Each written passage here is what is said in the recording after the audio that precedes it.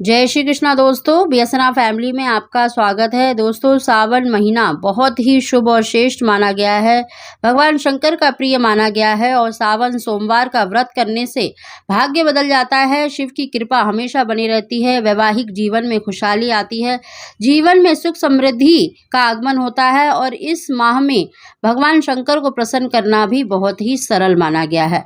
दोस्तों, आज की वीडियो में हम शिव पुराण का आपको ऐसा उपाय बता रहे हैं।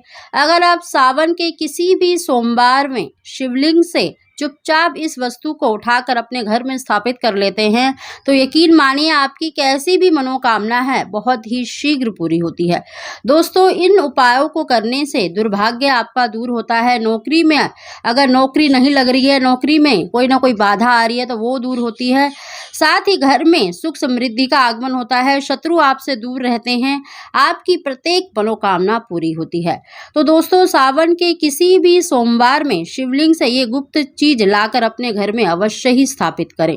दोस्तों, उन उपायों को जानने से पहले अगर अभी तक आपने हमारे चैनल को सब्सक्राइब नहीं कर रखा तो सब्सक्राइब जरूर कर लें, बगल में बेल आइकन को ही प्रेस कर दें जिससे मेरी आने वाली सभी लेटेस्ट वीडियो का नोटिफिकेशन सबसे पहले आप तक पहुंच सके। दोस्तों, सावन के प्रत्येक दिन का ही बहुत अधिक महत्व माना गया है, लेकिन सावन सोमवार का सबसे अधिक महत्व बताया गया है।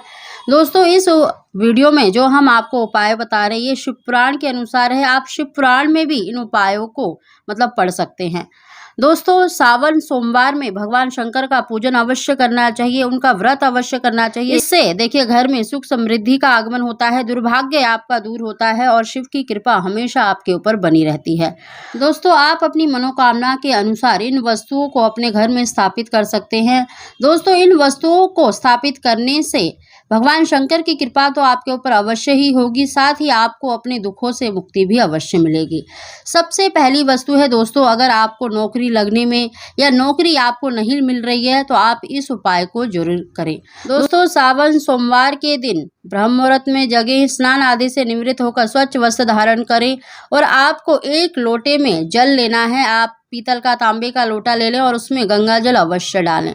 साथ ही दोस्तों, आपको एक प्लास्टिक की या कांच की शीशी लेनी है, उसमें आपको साबुत काली मिर्च के दाने भर लेने हैं।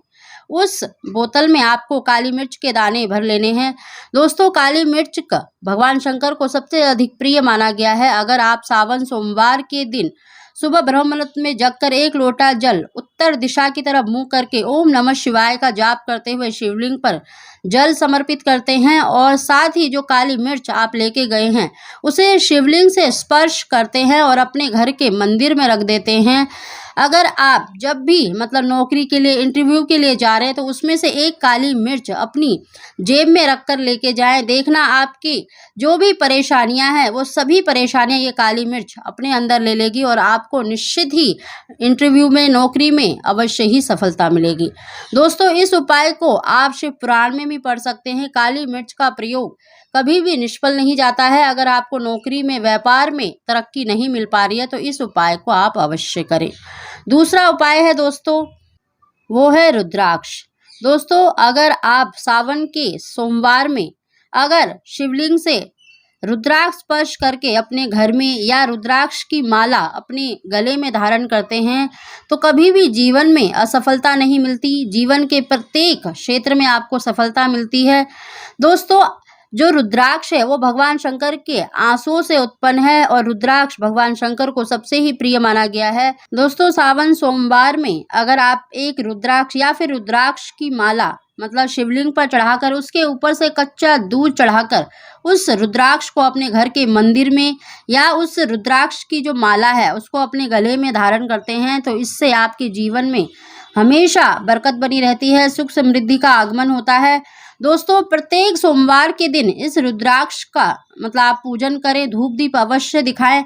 देखना आपको जीवन में कभी भी असफलता नहीं प्राप्त होगी, जीवन के प्रत्येक क्षेत्र में आप सफलता प्राप्त करेंगे। तीसरी वस्तु है दोस्तों, डमरू। अगर आपके घर में धन का धन की बरकत नहीं होती है, धन नहीं टिकता है तो सोमवार के दिन आप एक डमरू जरूर खरीद कर लाएं और भगवान शंकर का पूजन करके डमरू को शिवलिंग से स्पर्श करके अपने घर में अगर उसे स्थापित कर लेते हैं तो इससे आपके घर में सदैव धन का आगमन होता है, धन की बरकत होती है, कभी भी धन की कमी नहीं रहती। दोस्तों इसी प्रकार अगर आपको देखिए संतान सुख नहीं मिल पा रहा है या पुत्र की प्राप्ति नहीं हो पा रही है, तो आप जब सावन सोमवार में भगवान शंकर का पूजन करते हैं, शिवलिंग पर अगर आपको एक सफेद रंग का कनेर का फूल मिल जाता है, तो उस फूल को प्रसाद स्वरूप लेकर आए और अपने घर के मंदिर में इसको स्थापित कर दें, तो निश्चित ही आपको मनवांछित संतान की प्राप्ति होती है। दोस्तों अगर आपको कनेर का फूल नहीं मिलता है सफेद वाला, तो आप एक बेलपत्र ला सकते हैं और जिस भी स्त्री को देखिए संतान सुख नहीं मिल पा रहा है, तो उसे रात्रि के समय उस बेलपत्र को अपनी नाभि पर रखकर भगवान शंकर का ध्यान करके अवश्य ही शयन करना चाहिए, सोना चाहिए और दूसरे दिन सुबह उस बेलपत्र को अपने घर के किसी भी गमले में उसे दबा देना चाहिए। ऐसा करने से भी आपको शीघ्र ही संतान सुख की प्राप्ति होती है। अगली वस्तु है दोस्तों सावन सोमवार में अगर आप इस वस्तु को अपने घर में अपने घर के मंदिर में रख लेते हैं, तो इससे आपका दुर्भाग्य हमेशा के लिए दूर हो जाता है। दोस्तों अगर आपका दुर्भाग्य आपका पीछा नहीं छोड़ता है, तो सावन के किसी भी दिन और विशेष रूप से सोमवार के दिन अगर आप 2 मोर पंख लेकर आते हैं और अपने घर में किसी भी जो ग्रंथ है, पुस्तक है, मतलब जो पाठ पूजा की जो पुस्तकें हैं, ग्रंथ हैं, उसके अंदर उन 2 मोर पंख को रख लेते हैं, तो इससे आपका दुर्भाग्य दूर होता है। तो दोस्तों अगर आप सावन सोमवार में इन वस्तुओं को लाते हैं, तो निश्चित ही आपकी मनोकामना पूरी होती है। इसके अलावा भी दोस्तों अगर आपके घर में भगवान शंकर या शिव परिवार की चित्र या मूर्ति नहीं है, अगर आप सावन सोमवार में भगवान शंकर की मूर्ति या फिर मतलब शिव परिवार का जो चित्र होता है यानी उनकी फोटो अपने घर में लाकर स्थापित करते हैं, तो इससे आपके घर में सुख समृद्धि का आगमन होता है, संतान सुख प्राप्त होता है, यानी जीवन में कोई भी दिक्कत आपको नहीं होती है। तो दोस्तों सावन सोमवार में आप इनमें से किसी ना किसी वस्तु को शिवलिंग से स्पर्श करके अपने घर में अपने घर के मंदिर में अवश्य स्थापित करें। देखना आपकी जो इच्छा है वो बहुत ही शीघ्र पूरी होगी।